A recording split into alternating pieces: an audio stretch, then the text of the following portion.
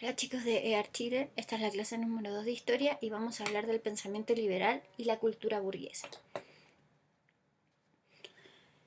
Lo primero que tenemos que ver a propósito de esto es que en el siglo XVIII los filósofos ilustrados postularon que las personas nacían iguales en capacidades y tenían ciertos derechos. Algunos de estos fueron recogidos en documentos como la Declaración de Independencia de los Estados Unidos y la Declaración de los Derechos del Hombre y del Ciudadano en 1789. La importancia de esto es que recién en el siglo XVIII pudimos reconocer que los seres humanos, por el solo hecho de ser humanos, teníamos ciertos derechos y que el Estado era el responsable de velar por el cumplimiento de esos derechos. Recordemos que hasta esta época eh, políticamente el pensamiento o la forma política de gobernar eran las monarquías. Por lo tanto, un soberano absoluto que tenía sobre él todos los poderes del Estado no garantizaba los derechos individuales de cada uno de los sujetos que componían su reino o su monarquía, sino que por el contrario solamente se preocupaba de satisfacer sus caprichos y sus necesidades y tomaba a los súbditos como obligaba a los súbditos a cumplir con esos derechos, con esos caprichos, y los obligaba con importantes impuestos y sin reconocer sus derechos fundamentales. Durante el siglo XIX, los liberales europeos y los americanos, los estadounidenses en realidad, fomentaron la difusión de ideales que llevaron a un mayor reconocimiento de estos derechos. Uno de los más importantes fue la libertad individual, que debía ser respetada y resguardada por el Estado y se manifestaba en derechos como los siguientes. Bueno, algo súper importante de estos derechos de las personas que vamos a ver en las diapositivas anteriores es que tenían las características primero de ser inalienables. Esto quiere decir que no pueden ser transferidos, no pueden ser transmitidos a otras personas. Por ejemplo, uno de los derechos humanos básicos es la libertad, el derecho a la libertad. Por lo tanto, yo no puedo negarme a mí misma la libertad y entregársela a otra persona, puesto que todos los seres humanos, todos, nacemos libres. Y esto es inalienable, porque no se puede extraer de cada uno de nosotros. Otra de las características es que son imprescriptibles. ¿Qué quiere decir que sean imprescriptibles? Que no dejan de ser, que no, esto no puede cambiar bajo ninguna circunstancia, bajo ningún hecho, bajo ningún acontecimiento. Los derechos humanos, como la libertad individual, no se vencen, no caducan, no terminan nunca. Y además son inmanentes. Esto quiere decir que vienen con los seres humanos, que nacen con nosotros.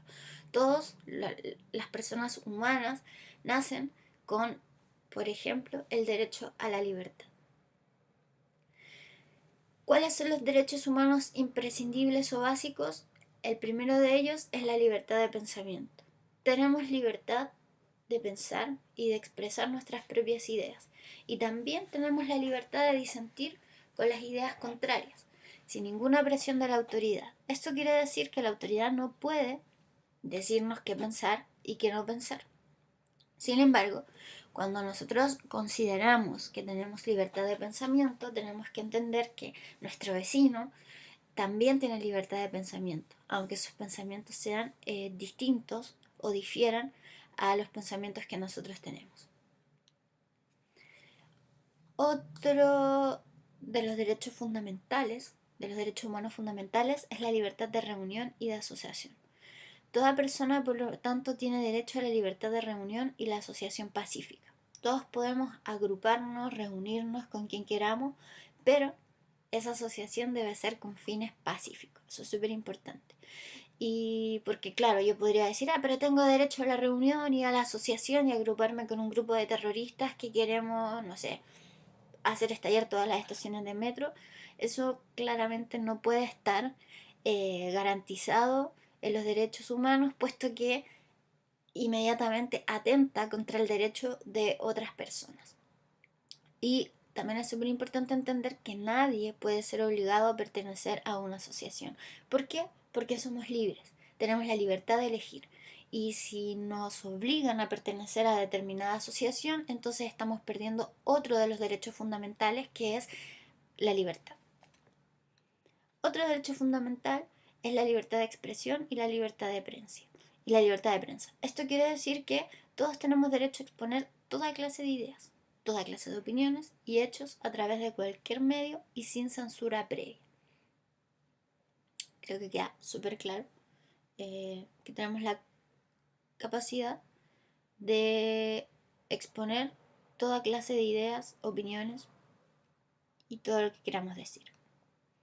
También existe una libertad religiosa, y en este derecho otorga plena independencia para practicar cualquier religión o credo sin imposición previa. Es decir, que el Estado, o que ni el Estado ni nadie, puede imponernos un credo o una religión. Y aquí podríamos debatir un montón de tiempo porque hay estados que se rigen aún o cuyos principios constitucionales son creer en Dios, creer en el único Dios y someterse absolutamente a ese Dios. Y también podríamos pensar en este punto, ¿y qué pasa con las familias? ¿Las familias pueden inculcar en mí alguna religión o credo? Bueno, son preguntas eh, que necesitan ser discutidas y que necesitan ser debatidas.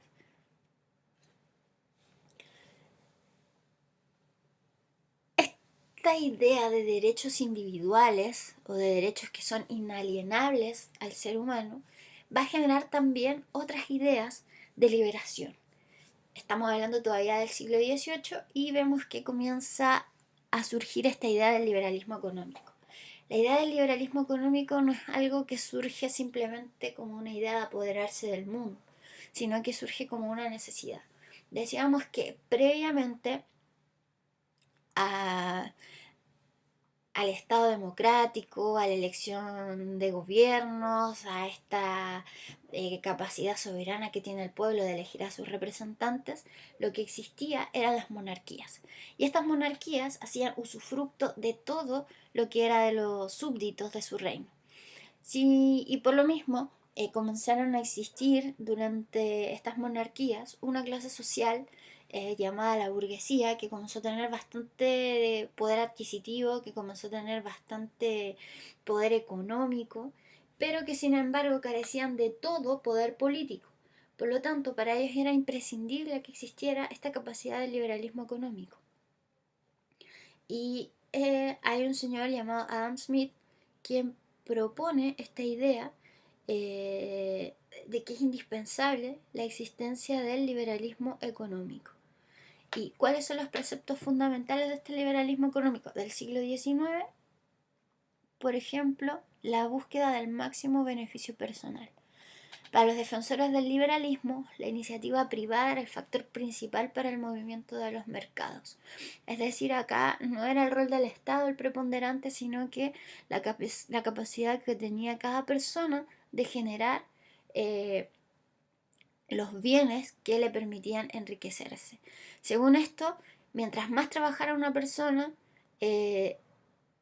podría vender los excedentes de su trabajo y esto iría en beneficio de su propio enriquecimiento y no tendría que pagar esto como tributo al rey, de modo que esta persona podría crecer ilimitadamente de acuerdo a lo que sus fuerzas le permitieran en cuanto a trabajo. Otra característica de estas ideas liberales es que el Estado no puede intervenir. Esta frase o la frase divulgada del francés laissez-faire, laissez-passer, deja ser, deja pasar, hace referencia al rol limitado que debía tener el Estado en la economía. En este sentido, el Estado no podía intervenir, ya que, como decíamos, venimos escapando de monarquías, de imperios absolutistas que no dejaban el crecimiento, que no dejaban a las personas poder desarrollarse económicamente y en verdad no les dejaban desarrollarse desde ningún sentido. Entonces comienza a existir esta separación absoluta entre la economía y el Estado. Y bueno, ese vicio llevó a lo que aparece en esta viñeta que dice: me lleno el bolsillo sin tu intervención, y es lo que ocurre con los empresarios. y luego el Estado le dice, pero si te arruinas te lo pago yo, y es algo que hemos visto en un montón de ocasiones a nuestro alrededor y también incluso en nuestro país. Cuando un banco se desfalca, entre grandes comillas, para no arruinar a los inversores o para no arruinar a las personas que están ahorrando en ese banco, entonces el Estado salva, pero no salva a las personas, porque las personas continúan con sus deudas, sino que salvan al banco. Otra característica de este liberalismo económico es la acumulación de capitales y competencia. Para los empresarios, el hecho de poseer maquinaria y dinero les permitía desarrollar industrias y negocios. Por otra parte, la competencia permitía generar más y mejores productos desde la perspectiva del capitalismo. Y esto es súper importante porque cuando una sola persona se encarga de producir un determinado bien o un determinado servicio, puede cobrar lo que quiera. No hay nadie más en el mercado. Sin embargo, a medida que van apareciendo más empresas similares a él o más inversionistas que pueden realizar la misma actividad económica, entonces esto va generando mejores precios y mejores garantías para los consumidores. Otra característica del liberalismo económico es la defensa de la propiedad privada.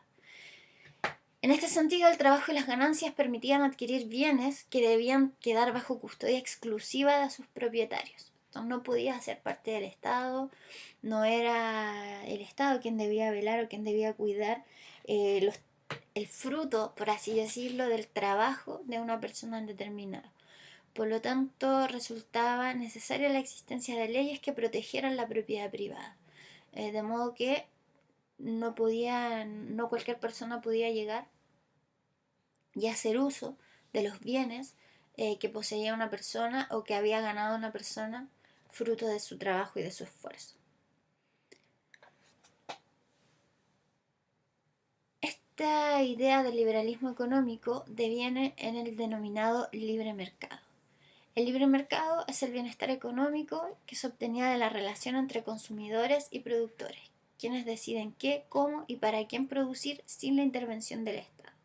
Entonces acá cada persona, cada empresario se dedica a generar los bienes que le parece que es conveniente vender de acuerdo con la demanda también de las personas. Por ejemplo, si en una comunidad nos damos cuenta que los ciudadanos tienen que trasladarse varias cuadras para comprar pan, entonces puede venir un empresario y decir, sería bueno invertir en una panadería para que las personas que viven para que vivan en este lugar no tengan que desplazarse tanto. La panadería es bienvenida y los consumidores premian a este empresario adquiriendo su producto. Y para esto no se necesita que el Estado esté determinando o le diga a una persona, tú tienes que dedicarte a hacer pan en este sector, sino que simplemente esto parte de la necesidad o esto parte de las ideas propias de cada uno de los empresarios o de los emprendedores que quieran realizar esta actividad económica. Y a partir de este neoliberalismo o libre mercado, tenemos que en el siglo XIX fue el periodo de activa integración de los mercados mundiales. Los países se preocuparon de explotar e importar productos considerando las ganancias en el marco de una economía cada vez más libre y abierta. Y así los países industrializados de Europa, junto con Estados Unidos y Japón, dominaron los mercados, por los que se crearon diferencias entre estos y las economías menos industrializadas que solamente se dedicaban a la exportación de materias primas.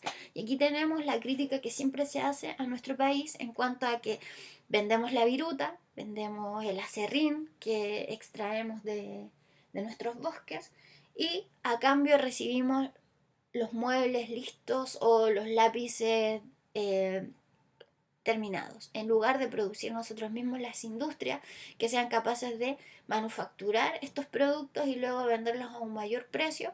Simplemente exportamos materias primas a bajísimo costo y luego recibimos productos ya manufacturados a altísimos costos, y estos costos obviamente enriquecen a ciertos países y van en desmedro de otros países que son los llamados países del tercer mundo. Este mundo liberal o esta economía liberal va a suponer ciertas transformaciones. vamos a tener que las expresiones del liberalismo se expandieron por todo el mundo durante el siglo XIX, lo que impulsó múltiples transformaciones y cambios en distintos aspectos de la sociedad durante este periodo. Algunos de estos cambios fueron las oleadas revolucionarias en Europa. Como estudiamos, o como estudiaste el año pasado, la Revolución Francesa culminó con el intento de Napoleón por conformar un gran imperio en Europa. Es decir, luego de todo el trabajo revolucionario de un grupo de hombres y de mujeres también, eh, por acabar con las monarquías, vieron que sus frutos fueron bastante limitados, puesto que desde el año 89, 1789, en que se declara esta revolución francesa y en que se acaba con la monarquía, vemos que solamente 11 años después, ya en 1800, Napoleón se declara a sí mismo como emperador del mundo. Entonces, bueno, claro, Napoleón había invadido España, había invadido Rusia y otros territorios del continente, derrotando a todos los monarcas y nadie logró vencerlo. Por lo tanto, él se cree el dueño del mundo y es necesario realizar ciertos procesos contrarrevolucionarios o revolucionarios para acabar con esta idea de este monarca absoluto mundial. Eh, bueno, Napoleón supone la decadencia de las monarquías y gracias, un poco entre comillas, gracias a Napoleón, que se toma el poder en España, por ejemplo, las colonias americanas dicen, nosotros obedecemos al rey Fernando VII, no obedecemos a Napoleón, por lo tanto vamos a separarnos de del imperio español. Con la derrota de Napoleón, sin embargo, volvemos al antiguo régimen. La intención de los antiguos monarcas es hacer como que nada cambió. Sin embargo, para muchos países esto ya no era posible. Como ya vimos, cuando Napoleón asume el gobierno, por ejemplo, del Imperio Español, las colonias españolas deciden separarse, deciden independizarse. Cuando Fernando VII vuelve al poder, las colonias americanas ya no estaban con ganas de obedecer a un monarca soberano, sino que estaban con todos estos ideales libertarios y tenían ganas de convertirse en ciudadanos. Ya no querían ser súbditos, querían vivir como ciudadanos en el pleno derecho que esta palabra implica. Por lo tanto, exigían ahora el derecho a participar en el gobierno y no admitían la vuelta al antiguo régimen. Entonces comenzó una guerra entre el viejo y el nuevo orden político y esto provocó bastantes oleadas revolucionarias. Tenemos que el ciclo de 1820, que empezó en España con el alzamiento militar en contra del gobierno de Fernando VII, y desde ahí se expandió a los reinos de Italia y Portugal. También hay que entender que estas oleadas revolucionarias son contagiosas.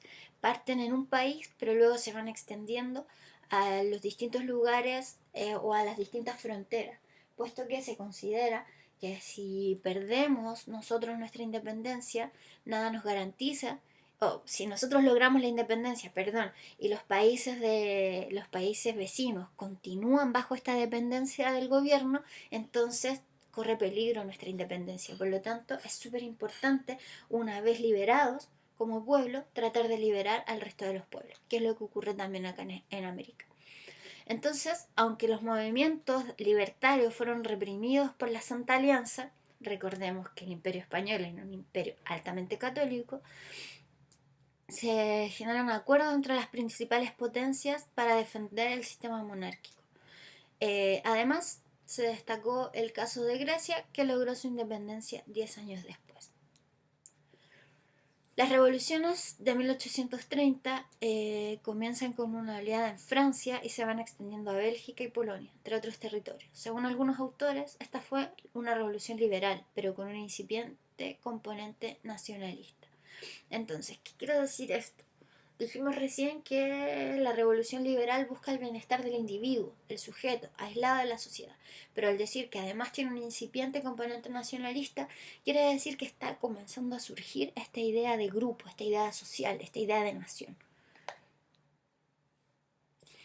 En el estallido de 1848, las revoluciones que estallaron ese año son consideradas el cierre del ciclo revolucionario liberal y el primer momento en el que se hacen presentes los intereses de los obreros y los trabajadores. Recordemos que la Revolución Francesa no es la revolución del pueblo, es la revolución de la burguesía. Impulsaron cambios como el sufragio universal masculino en Francia, o sea, recién en 1848 comienzan a poder votar todos los hombres, no aquellos que pertenecen a ciertas clases sociales, a ciertas altas clases sociales. Este voto universal masculino fue acompañado además de otras políticas como la abolición de la servidumbre en Austria y el fortalecimiento del nacionalismo en los territorios italianos y alemanes.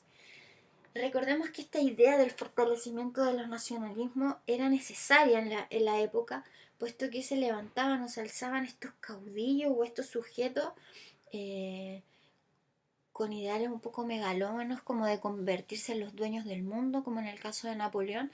Entonces aquí se hacía súper importante establecer o fortalecer esta idea de nación para no volver a sucumbir a los intereses de un soberano o de un solo sujeto que quiere hacerse de todo el poder.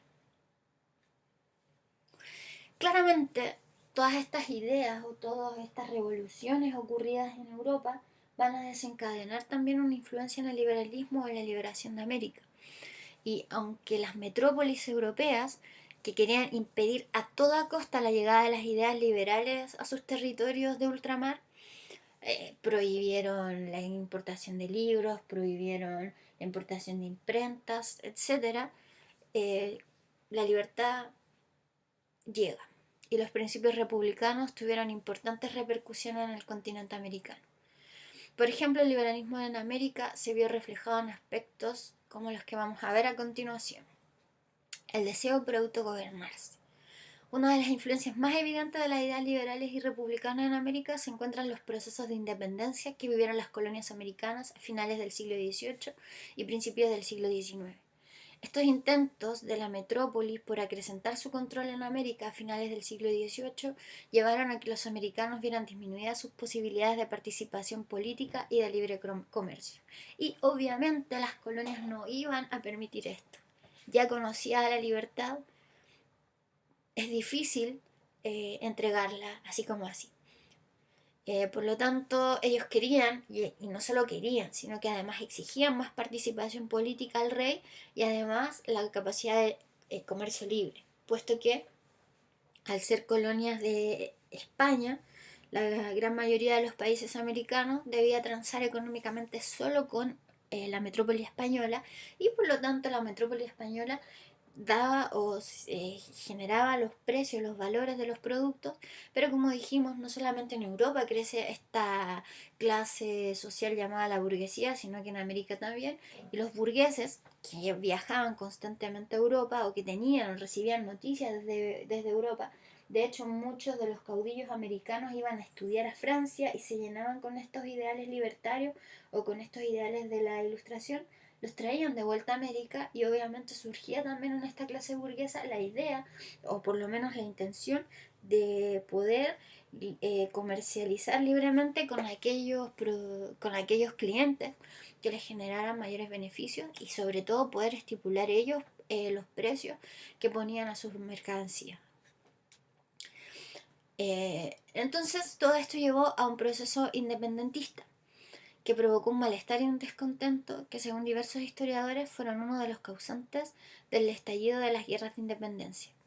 Por otra parte, las diferencias políticas, sociales, económicas y culturales que existían entre españoles y americanos durante el periodo colonial dieron origen a un sentimiento americanista. Si bien este se desarrolló de forma lenta y muchas veces fue reprimido, fue uno de los factores que impulsaron la victoria en casi todos los países del continente durante los procesos de independencia.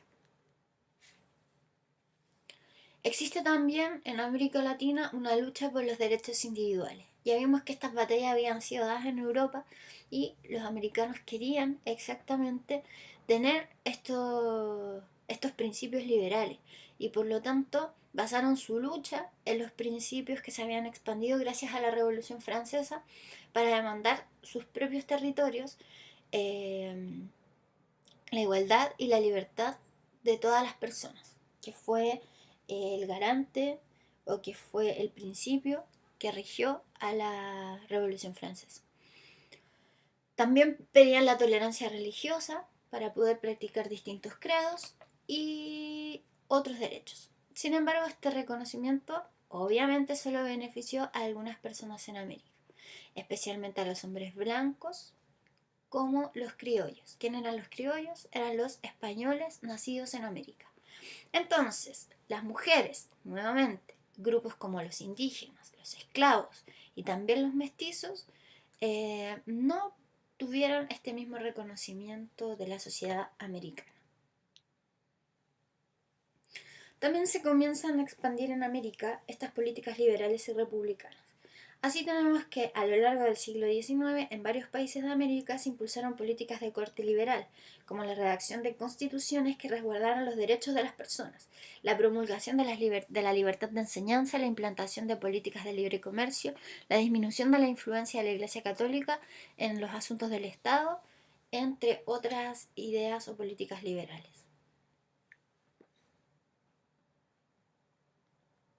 Así tenemos entonces que las ideas republicanas o estas ideas liberales comenzaron a expandirse por toda América Latina y en esta expansión encontraron fiel asidero y prontamente todo Occidente se encontraba libre y se encontraba regido por estas políticas liberales y políticas republicanas. Así es que ahora te invito a desarrollar la actividad que está propuesta y para que puedas seguir indagando acerca de esto que significó la liberación o de qué manera estas políticas o estas ideologías burguesas comenzaron a adueñarse del panorama político, del panorama económico y cómo hasta el día de hoy tienen sus influencias en nuestro mundo y cómo están marcando nuestra realidad día a día. Te invito a realizar la tarea y nos vemos en la